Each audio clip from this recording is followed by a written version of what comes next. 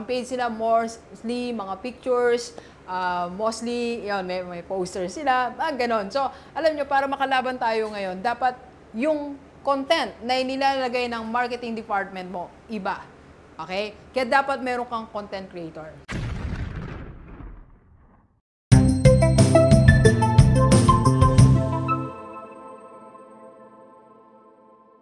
Okay, so Gilivers, pag-usapan natin, ano ba yung isang additional department na idinadagdag na natin dapat sa negosyo natin? Okay? Let's go. Let's go.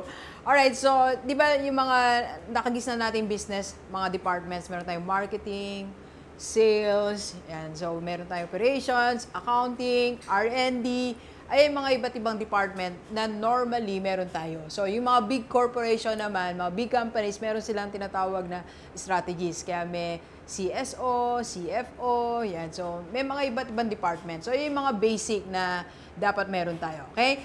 Dok, kung maliit lang ang aking negosyo, ang puhunan ko lang, let's say, 100,000, 200,000, 300,000. So, kung ganyan po ang ating puhunan, kung tingnan natin na small scale, we'll start at small, pero dapat meron ka pa rin nitong department na to, okay? Doc, ano yan? Ito po ang yung content creator department. Alright? Iba po siya sa marketing. Kasi minsan, ganito po ginagawa natin. Meron tayong marketing, tapos siya na rin ang sales. Tama po, no? Marketing, sales, tapos siya na rin ang content creator. So, for me, meron akong gustong ibang concept na i-share sa atin, sa lahat ng mga followers natin na may business. With my experience ngayon, at kung titingnan natin, kung pag-aaralan mo ang social media, ang relationship niya sa negosyo, kailangan may nakaiwalay ka ng content creator. Okay? Ganito, bali ang procedure natin, di ba? So, si marketing po kasi, for me, ito lang yung nag-post or nag-iisip kung paano tayo makagawa ng or maka-create ng attention.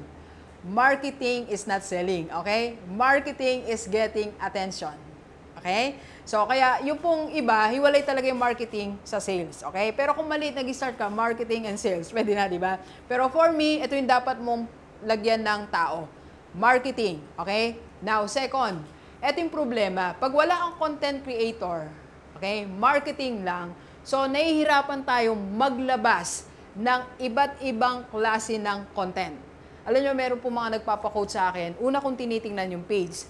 Tinitingnan natin ang page nila. So, ang page nila mostly mga pictures, mostly, yun, may poster sila, ganon. So, alam nyo, para makalaban tayo ngayon, dapat yung content na inilalagay ng marketing department mo, iba. Okay? Kaya dapat meron kang content creator. So, for example, beauty products, no? Meron kang content creator yon. Meron nagagawa talaga ng content mo. Videos, testimonials of your clients, benefits of your products. Yung ready-made na yon o yung content na yon, let's say 1-minute video, 1-minute testimonial, 1-minute or a poster or whatever is that material, yun ang gagamitin ni marketing. The marketing department, okay, hindi required na siya yung gumawa ng content.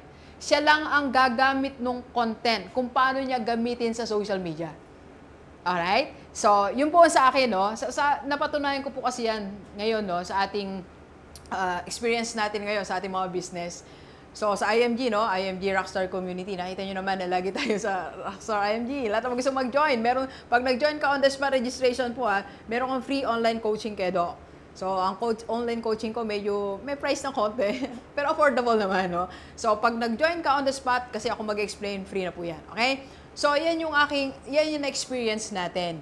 So, meron po akong content creator talaga. Nasa isang lugar po sila, tahimik po silang gumagawa ng videos ko, okay? Then, sa marketing, meron na nagpo-post, nag-schedule. Like, for example, yung mga shorts ko po, no, sa Reels, sa TikTok, hindi nyo nakikita yung mukha nung tagagawa ko niyan. Nasa isang sulok po siya, gawa-gawa.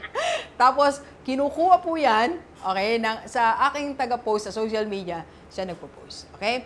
So, there should be a creator of your product.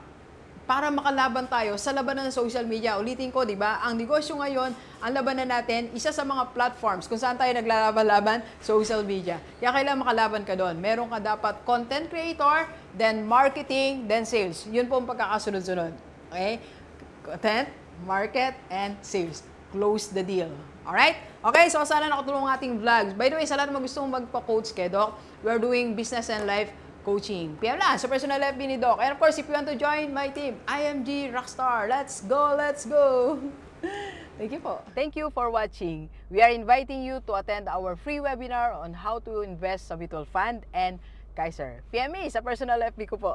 Let's go, let's go!